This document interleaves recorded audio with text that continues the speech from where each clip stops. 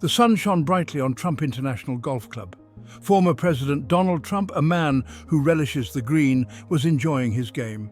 But this peaceful scene was about to be shattered.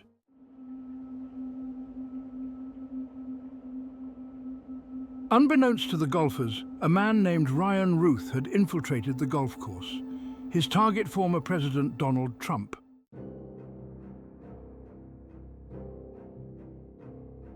As Trump prepared to take a shot on the sixth hole, Ruth made his move. A gunshot echoed across the green, sending shockwaves through the unsuspecting players and spectators.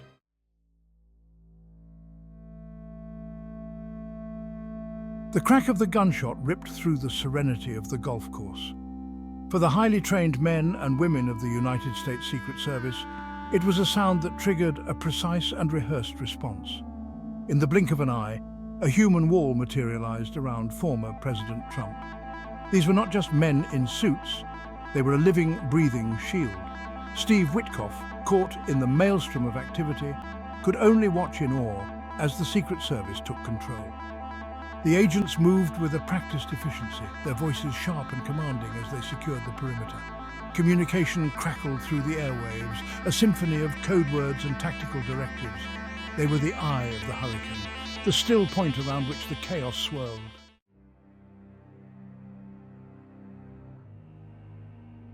The priority was clear.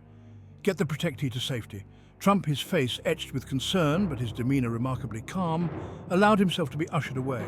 The golf cart, once a symbol of leisure, became a getaway vehicle, speeding away from the sixth hole. The whirring of helicopter blades sliced through the tense silence that had descended upon the golf course. The golf course, once a place of relaxation and recreation, had been transformed into a scene of controlled chaos.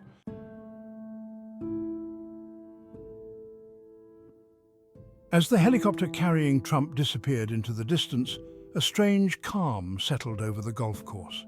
The idyllic green, now swarming with police officers and federal agents, felt strangely alien. News crews descended upon the scene like vultures, eager to capture every detail of the attempted assassination. Steve Witkoff, still trying to process the events, found himself fielding questions from a throng of reporters. Across the country, Americans gathered around television sets, their faces etched with a mixture of disbelief and anger.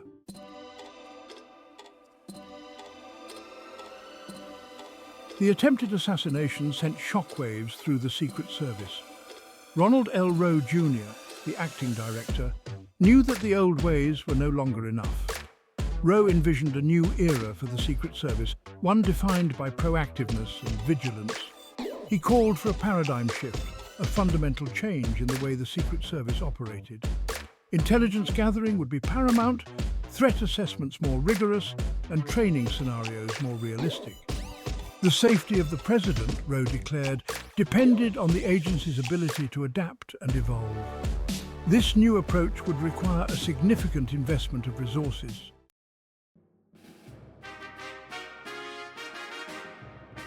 Rowe's call for a readiness model extended beyond just increasing the number of agents. The digital age had ushered in a new era of vulnerability. The Secret Service needed to become as adept at combating digital threats as it was at neutralizing physical ones. Investing in cutting-edge technology and recruiting top talent in cybersecurity would be crucial, but technology alone was not enough. The human element remained paramount. Rowe also recognized the need to improve interagency communication and cooperation.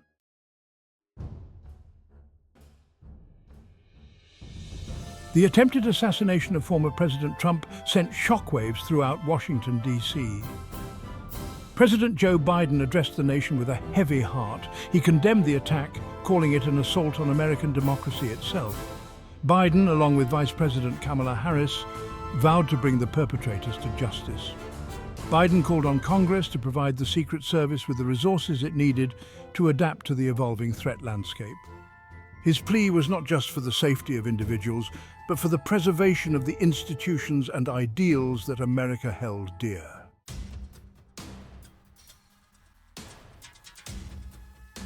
The attempted assassination of former President Trump did not bring the nation together as some had hoped. Instead, it further exposed the raw, gaping wounds of a nation deeply divided along political lines. Conservative media outlets were quick to condemn the attack, but many also used the opportunity to point fingers at the left. Social media became a breeding ground for conspiracy theories and accusations, further fueling the flames of division. The incident, rather than serving as a wake-up call for unity, instead pushed the two sides further apart.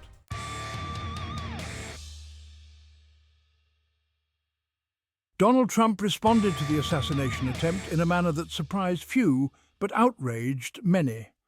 In a series of fiery interviews, he placed the blame on his political opponents, particularly President Biden and Vice President Harris. Trump's accusations were met with a mix of condemnation and resignation. Democrats denounced his words as reckless and divisive, accusing him of undermining democracy. The assassination attempt became another opportunity for Trump to rail against his perceived enemies.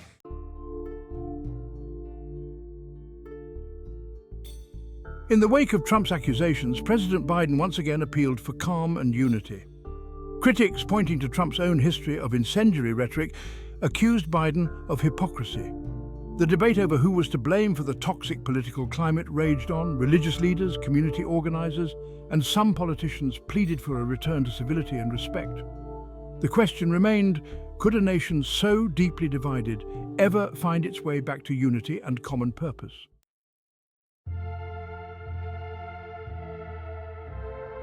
The attempted assassination of former President Trump, while shocking in its own right, also stirred unsettling memories of another dark day in American history.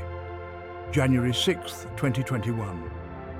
The storming of the United States Capitol by a mob of Trump supporters, fueled by his baseless claims of a stolen election, served as a stark warning about the potential consequences of inflammatory rhetoric. Many saw a direct line between Trump's words on that fateful day and the violence that ensued. His repeated assertions that the election had been rigged and his calls for his supporters to fight like hell created a combustible atmosphere, one that ultimately ignited into a full-blown assault on the very heart of American democracy. The attempted assassination on the golf course, coming just months after the Capitol riot, raised troubling questions about whether the lessons of that day had been learned. Had America truly reckoned with the fragility of its democratic institutions and the ease with which they could be undermined by disinformation and violence? The parallels between the two events were difficult to ignore. Both involved attempts to subvert the democratic process. Both were fueled by baseless claims and conspiracy theories, and both highlighted the dangerous power of words to incite violence. The question now was whether America would heed these warnings or continue down a perilous path of division and unrest.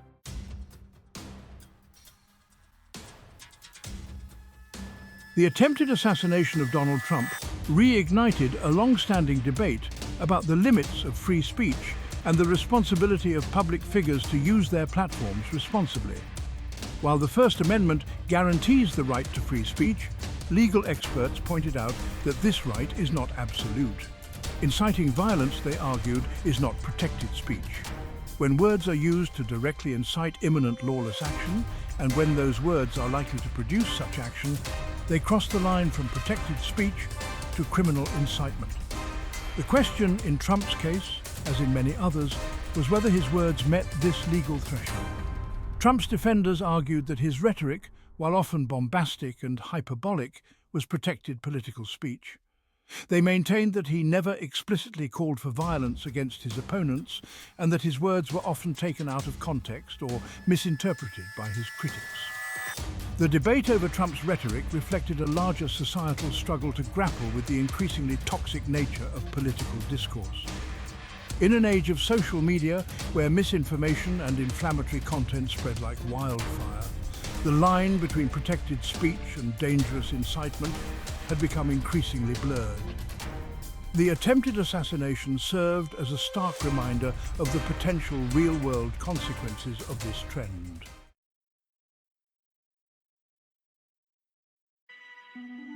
The attempted assassination of former President Trump left many Americans feeling deeply unsettled, as if the nation itself were teetering on the precipice of something dangerous and unknown. The incident, coupled with the ongoing pandemic, economic uncertainty, and the ever-present threat of climate change, created a pervasive sense of anxiety and unease.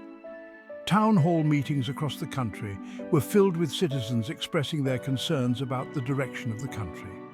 Some spoke of their fear of violence, others of their disillusionment with the political process, and still others of their yearning for a return to a time when civility and respect seemed to matter more. Mental health professionals reported a surge in patients struggling with anxiety, depression, and post-traumatic stress disorder. The constant barrage of negative news, coupled with the erosion of social trust and the breakdown of civil discourse, was taking its toll on the collective psyche of the nation. Yet, amidst the fear and uncertainty, there were also glimmers of hope. Community groups organized peace marches and interfaith dialogues, seeking to bridge the divides that had come to define American society. Individuals reached out to neighbors with different political views, engaging in respectful conversations about their hopes and fears for the future. The attempted assassination, while a tragedy, also served as a stark reminder of the fragility of peace and the urgent need for healing and reconciliation.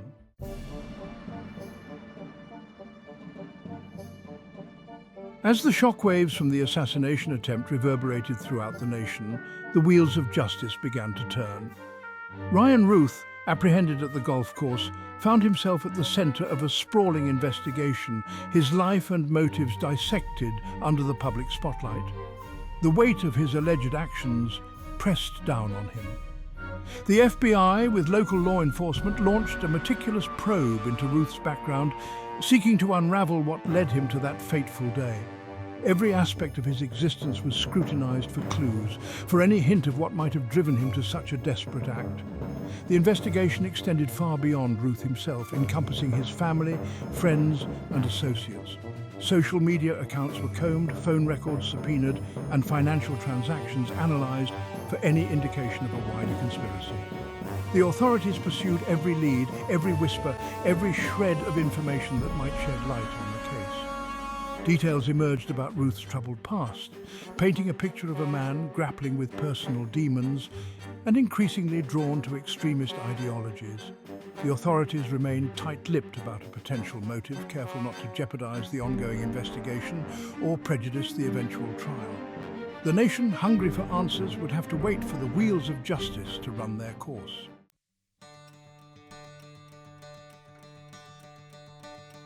The attempted assassination of Donald Trump, while a tragedy narrowly averted, served as a chilling wake-up call for a nation teetering on the brink of chaos. It was a stark reminder of the fragility of peace and the urgent need for healing in a fractured society. Voices from across the political spectrum called for introspection and a national conversation about toxic polarization. They spoke of rejecting division and rediscovering shared values. The attempted assassination, while a moment of darkness, also sparked a flicker of hope. It reminded Americans that even in the darkest times, the human spirit could still shine through.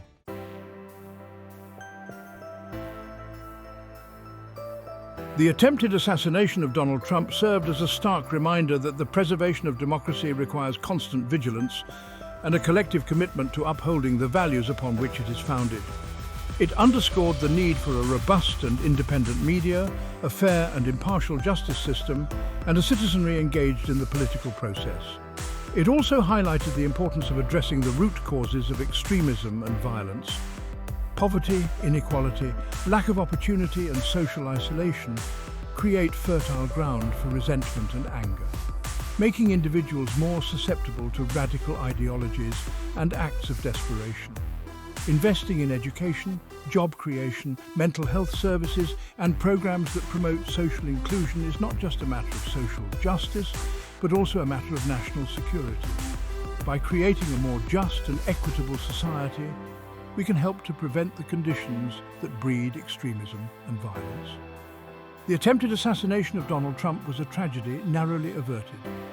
It was a wake-up call, a stark reminder of the fragility of peace and the ever-present threat of violence. But it was also a call to action. an opportunity to reaffirm our commitment to the values of democracy, unity, and respect for all. The future of America depends on our ability to heed this call and to work together to create a more just, equitable, and peaceful society for all.